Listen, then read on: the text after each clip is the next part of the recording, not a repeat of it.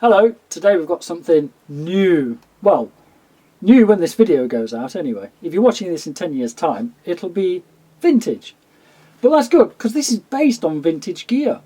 This is the Roland TR-8 drum machine, or rhythm performer, and it's digital, not analog, but based on the 808 and the 909, very famous drum machines, rhythm machines if you call, from the 80s. And they also brought out this one, which is the touch bass line. This is TB-3. Together, they're like heaven. I'm not the greatest musician for this type of music, what this will produce, but let's have a little play anyway. If I don my hat the right way round, even, right, let's have some fun.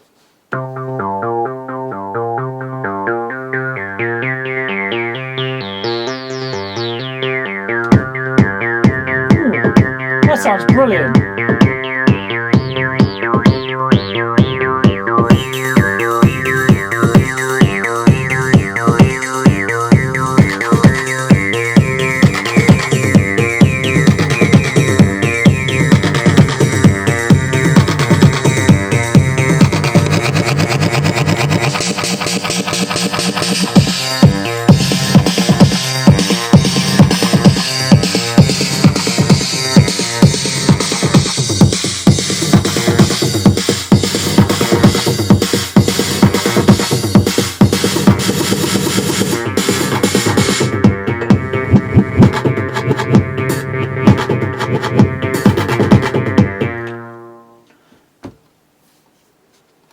I'll be playing with this for 40 minutes. But anyway, that's enough playing. What we're here for is to get inside these and actually have a look. So, screwdriver time. There's 12 screws in the back. The screws are just the ones that bite directly into plastic. But even though it's plastic, it feels like it's going to stand up to a bit of bashing anyway. But let's have a look. Ooh, pretty. Little close up in there.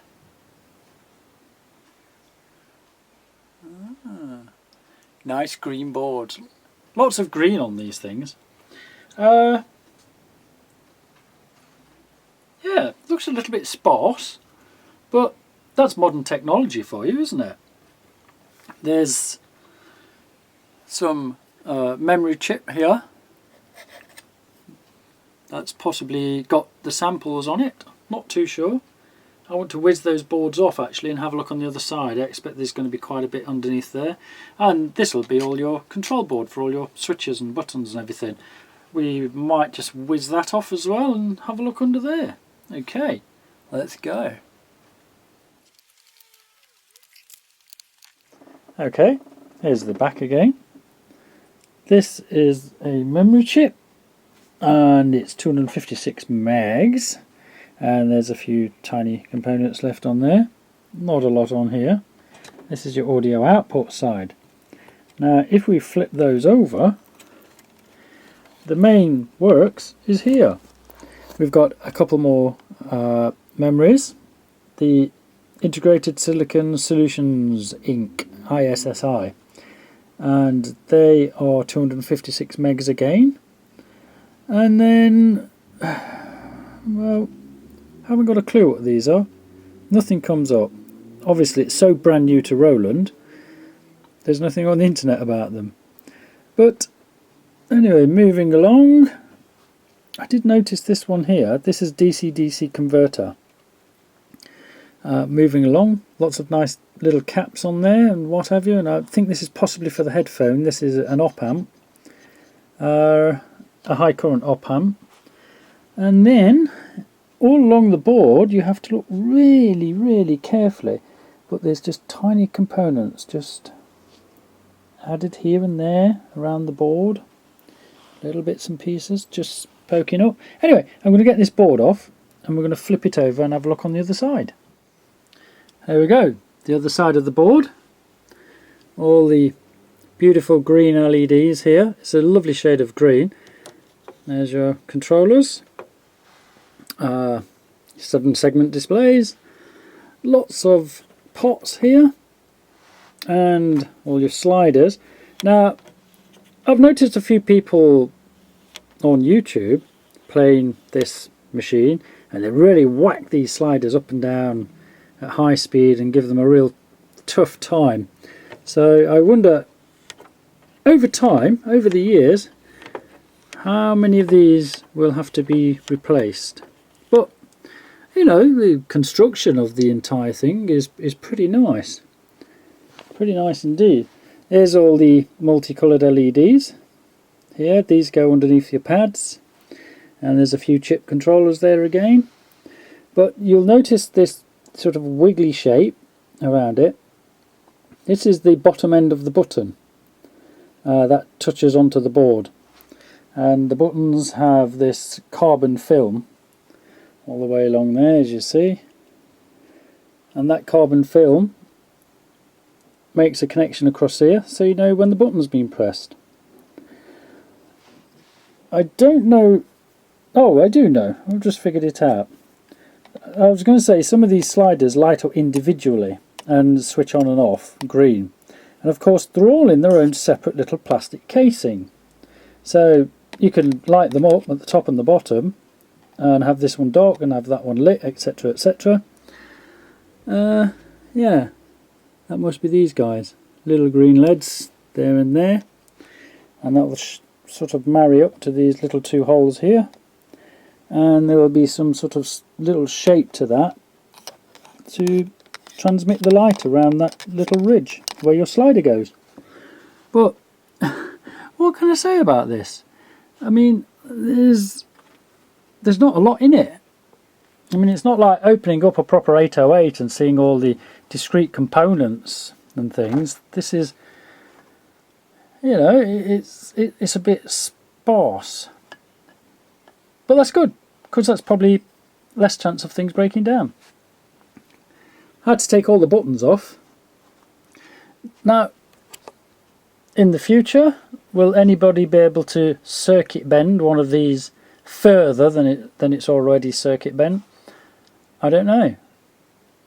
I suppose there'll be somebody out there clever enough to add a few extras to this, and we'll be seeing them on eBay in 10 or 15 years time with extra knobs and buttons and controllers here, there and everywhere.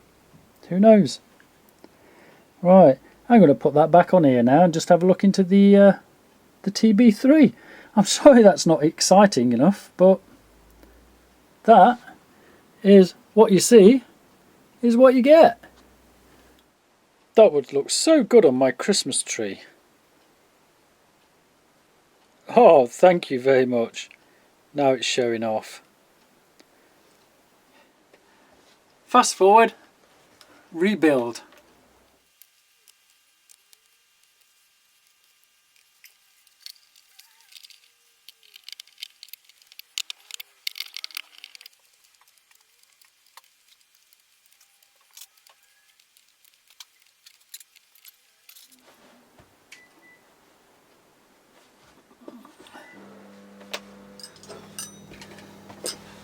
Next, the TB-3.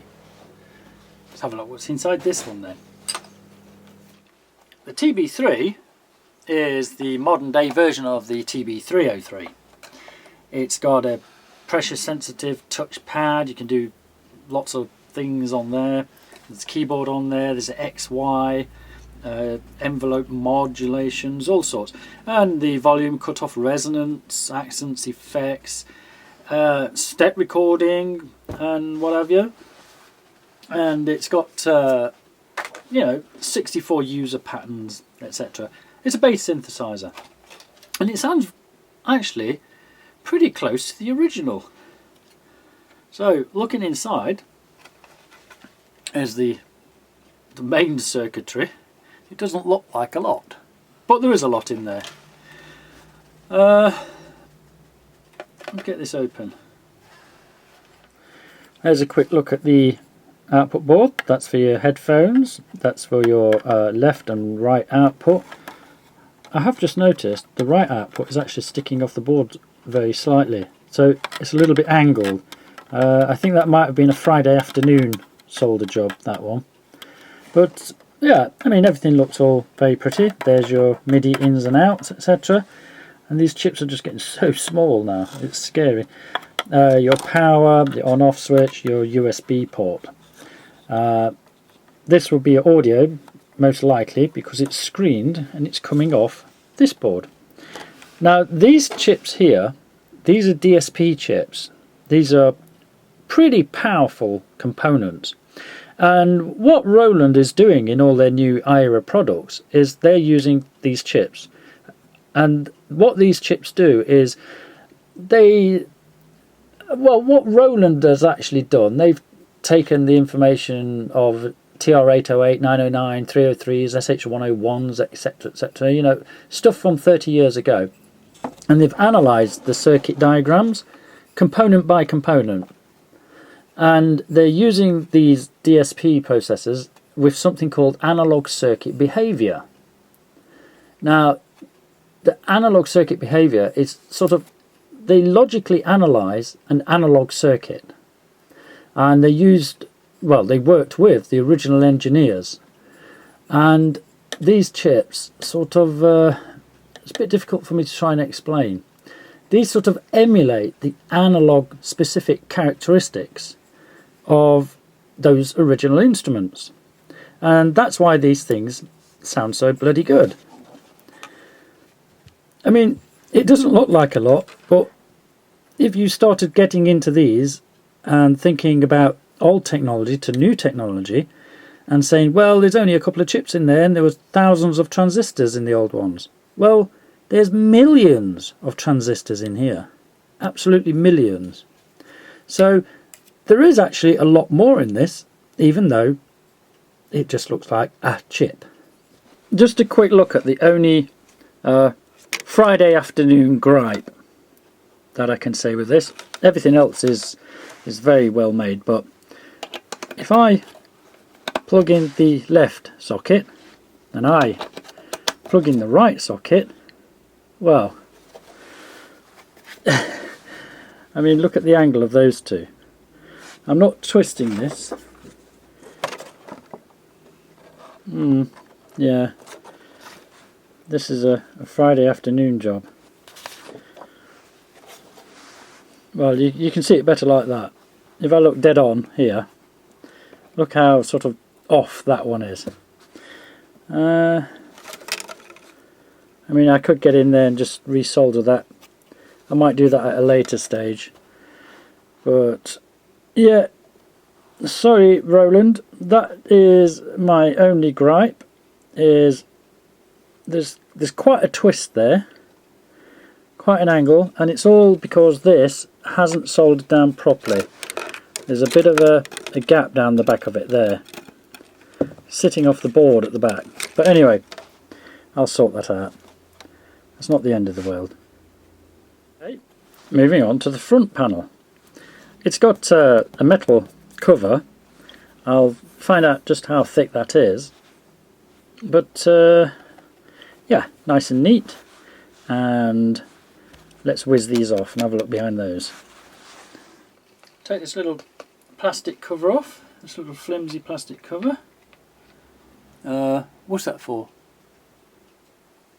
It's not for anything, I don't think. I don't know. Unless that's been put there so that this copper can't touch the back of this board.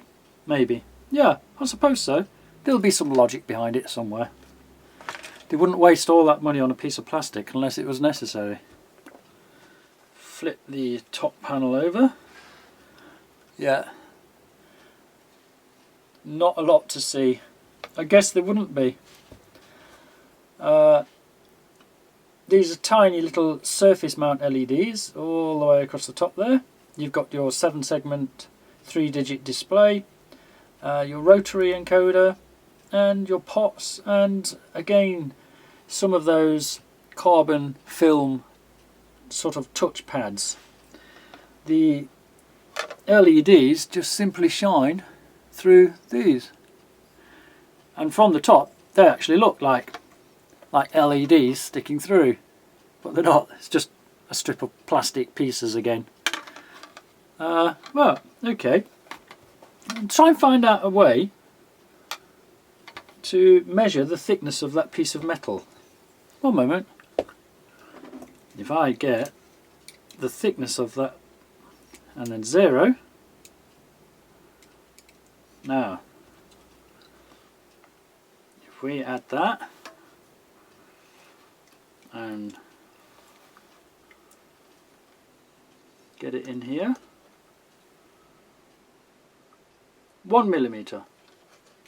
Okay, it's a 1 mil thick piece of metal there. I'll have a look underneath the touchscreen.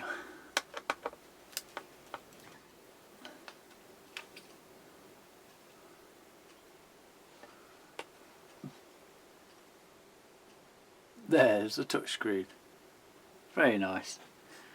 This section is the section that looks like an ice cube tray. That's just to direct the light onto the back of the touchscreen.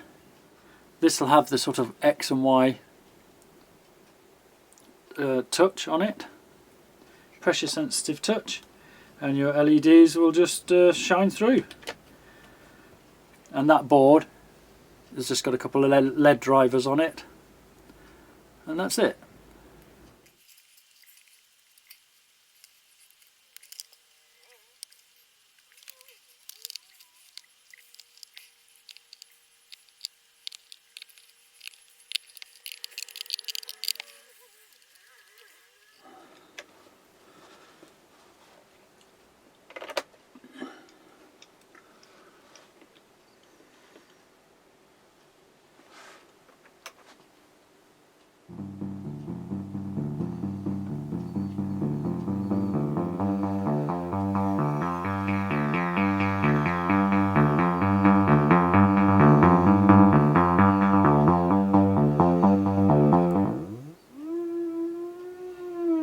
It's all back, it's all working, everything's all lit up like a Christmas tree, it all looks very pretty.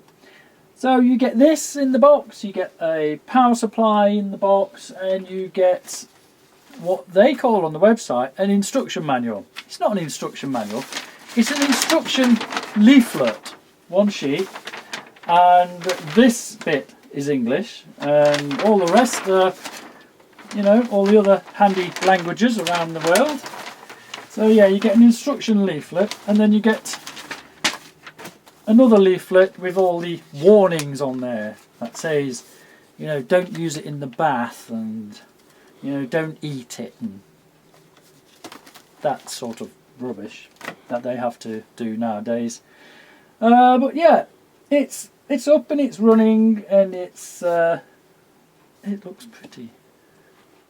So what Roland's done here is, as you can guess, with the old vintage instruments that they had, somewhat 30 years or more, it must be more than 30 years ago. It's 2014, by the way, for anybody watching this video next year or the year afterwards.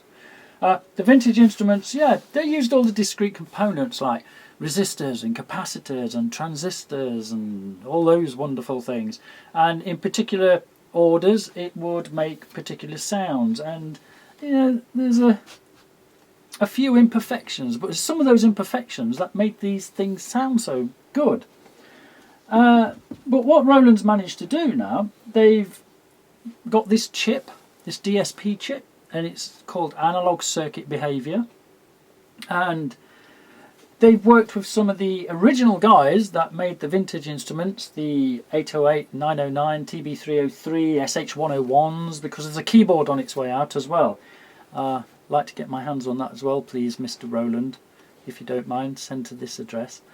And anyway, this chip, basically, they've modelled all these. They've modelled the resistors and the capacitors and the transistors and things, and they've modelled it with the imperfections and things down from the original circuit diagrams, and that's why these sound actually very, very good. I mean, I went to the shop several times and had a play on this and kept walking away and thinking, no, it's modern, it's just a few microchips, it's not the real thing, it's not the real 808, it's not the real 909 or anything. But I gotta say, now I've got my hands on it, it's bloody close, and it's certainly better. It's certainly better. I mean, I'm going to have a lot of fun with this. This stuff is staying. So, thank you for watching again.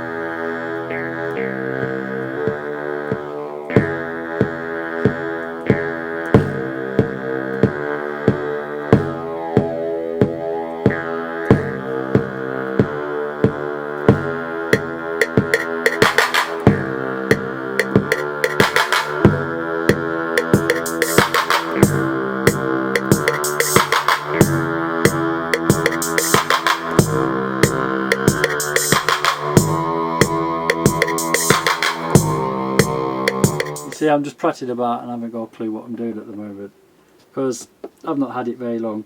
But anyway, thanks for watching, and yeah, if you can get your hands on one, it's a very, very nice toy, and I've been looking forward to this for a long time, and I've got it. And please, Roland, we love you. Please send me the keyboard. We all need to have a look inside the keyboard. Thanks for watching. All the best. Bye.